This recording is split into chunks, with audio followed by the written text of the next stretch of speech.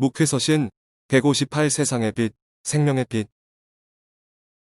지금처럼 가로등이 많지 않던 시절, 늦은 밤 집을 나설 때면 손전등을 챙겨야 했습니다. 어린 시절 교회 어른들을 따라 산기도를 다니던 삼각산자락을 오를 때면 누군가 손전등으로 빛을 비춰주어야 걸을 수 있었습니다. 달빛이 없는 금음때면 한 걸음을 디디는 게 쉽지 않을 만큼 캄캄했습니다. 행렬의 맨 뒤에 선분이 앞에 가는 모두를 위해 전등을 밝혀주면 그 빛을 따라 산을 오를 수 있었습니다. 산기슭 곳곳에서 부르짖는 기도 소리의 밤의 두려움을 이기고 아침이 밝아올 때까지 기도했었습니다. 그 시절 배운 기도의 영성이 얼마나 귀한 것이었는지 부르짖는 기도가 사라져가는 요즘 새삼 깨닫게 됩니다. 예수님은 나는 세상의 빛이니 나를 따르는 자는 어둠에 다니지 아니하고 생명의 빛을 얻으리라 말씀하십니다. 그 시절 빛이란 무대 위 주인공을 비추는 스포트라이트가 아닙니다. 어둠을 밝히는 빛은 자신을 비추는 빛이 아닙니다. 귀신 놀이를 할 때가 아니면 손전등으로 자신을 비추는 사람이 없듯이 세상의 빛이란 자신을 비추는 빛이 아닌 다른 사람을 밝히는 빛입니다. 세상의 빛이신 예수님은 자신을 따르는 자들을 비추어 어둠에 다니지 않고 생명의 빛을 얻게 하십니다. 지난밤 감람산에서 지내신 예수님은 그날 아침 성전에 앉아 가르치셨습니다. 서기관들과 바리새인들이 음행 중에 잡힌 여자를 끌고 와서 예수님 앞에 세웠습니다. 모세의 율법을 들먹이며 음행 중에 잡힌 여자를 어떻게 해야 하는지 물었습니다. 예수님을 고발할 조건을 얻으려고 시험했던 것입니다. 예수님은 아무 말 없이 몸을 굽혀 손가락으로 땅에 쓰셨습니다. 여인을 잡아 온 사람들은 예수님을 다그치며 물었습니다. 예수님은 일어나 너희 중에 죄 없는 자가 먼저 돌로 치라 하시고는 다시 몸을 굽혀 손가락으로 땅에 쓰셨습니다.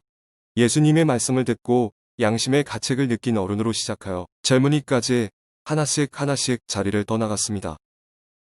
예수님은 단둘이 남겨진 여인에게 말씀하십니다. 여자여 너를 고발하던 그들이 어디 있느냐? 너를 정죄한 자가 없느냐?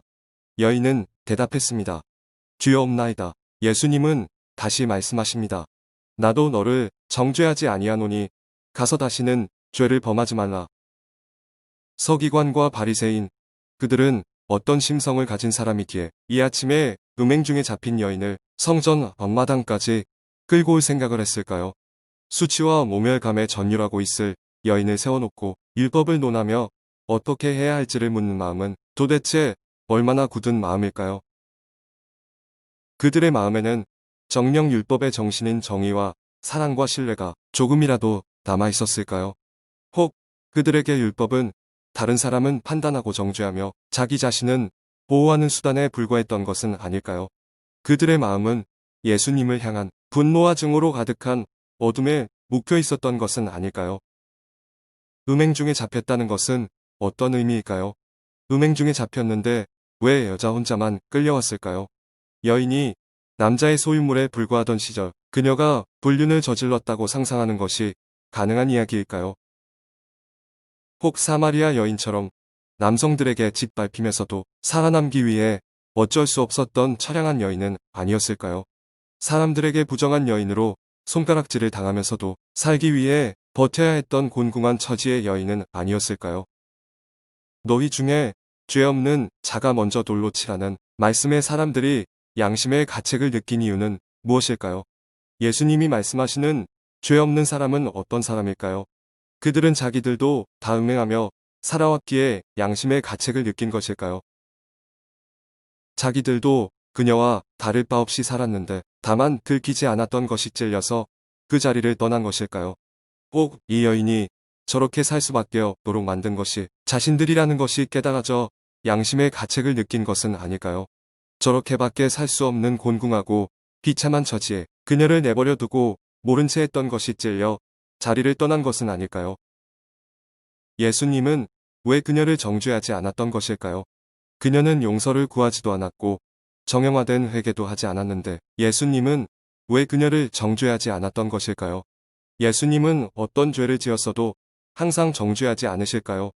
혹 예수님은 여인의 죄보다 아픔을 더 살피셨던 것은 아닐까요? 분명 음행은 다시는 반복하지 말아야 할 죄이지만 그 일로 인해 그녀가 짊어져야 했던 고통과 아픔의 무게가 얼마나 무거웠는지를 먼저 보셨던 것은 아닐까요?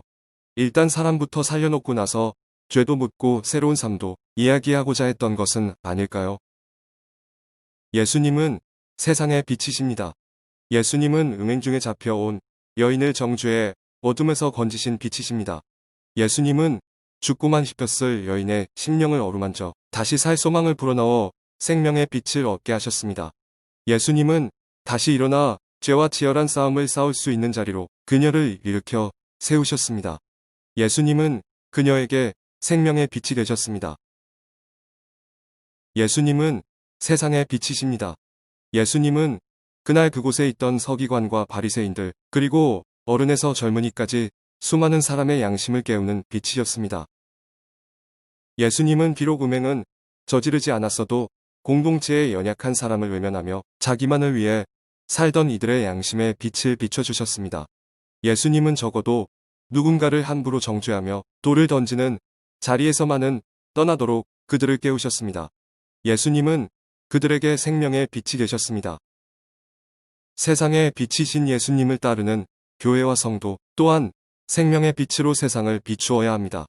교회와 성도가 세상의 빛이 되기 위해 교회는 더 부흥해야 하고 성도는 더 성공해야 하는 것이 아닙니다. 세상의 빛이 되기 위해 더 성공하고 더 잘 돼서 세상의 부러움이 되어야 하는 것이 아닙니다. 세상의 빛이 된다는 것은 우리가 빛으로 스포트라이트를 받는 것이 아닙니다. 세상의 빛이 된다는 것은 누군가가 실족하지 않도록 그의 길을 밝히는 것입니다. 세상의 빛이 된다는 것은 생명을 살리고 양심을 깨우는 것입니다. 세상의 빛은 생명의 빛입니다. 사진 성경시대 어둠을 밝히던 등잔불. 빛을 바라보는 사람은 그의 앞이 밝은 빛입니다. 그러나 빛을 등지는 사람은 그의 앞이 어두움입니다. 세상의 빛이신 주님을 바라봄으로 생명을 살리는 빛이 되었으면 좋겠습니다. 2021년 1월 25일 월요일 아침 권종열 목사